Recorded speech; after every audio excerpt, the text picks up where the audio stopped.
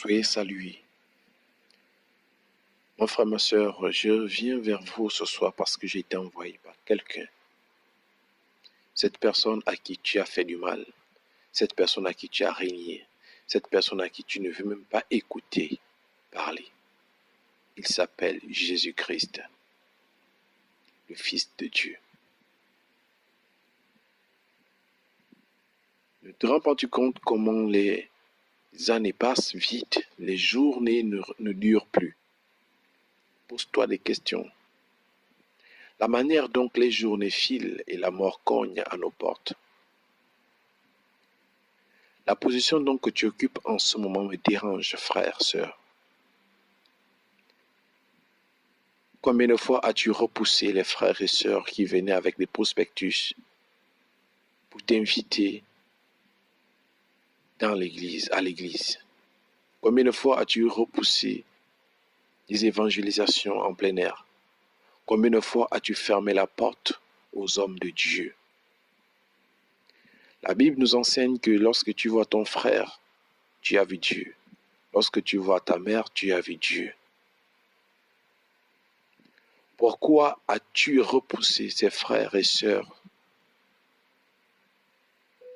qui venaient pour te prêcher la parole de Dieu? Hier, tu étais une créature, mais aujourd'hui, j'aimerais que tu deviennes un enfant de Dieu.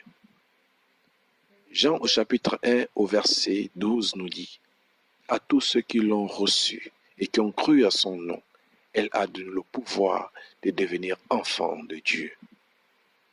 Et quand tu es enfant de Dieu, tu deviens son ami. Tu as des avantages et tu rentres dans le royaume de Dieu. Bien, mais je vais te dire quelque chose ce soir, le purgatoire n'existe pas. La mort est une séparation du corps, de l'âme et de l'esprit. Après ta mort, ton esprit retourne au Créateur. Ton âme va au lieu qu'on appelle le séjour de mort, afin d'attendre le jour du jugement. Voilà pourquoi les Écritures nous disent que toute âme qui pêche mourra. Toute âme qui pêche mourra. Le purgatoire n'existe pas. Ceux qui se disent qu'après leur mort, on va prier pour le repos de leurs âmes. Et les Écritures nous enseignent qu'il n'y a pas de lien entre les morts et les vivants. Celui qui est mort, il est mort. Et celui qui est vivant est vivant. Les prières que les hommes de Dieu vont faire pour les repos des âmes, ça n'existe pas.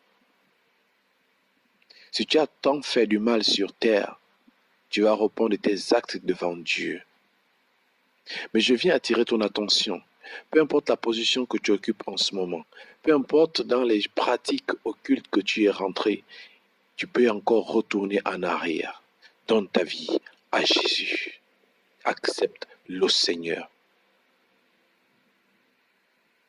Accepte le Seigneur, mon frère, ma soeur.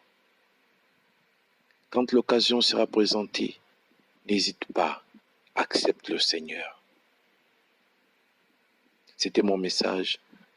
Que le Seigneur vous bénisse.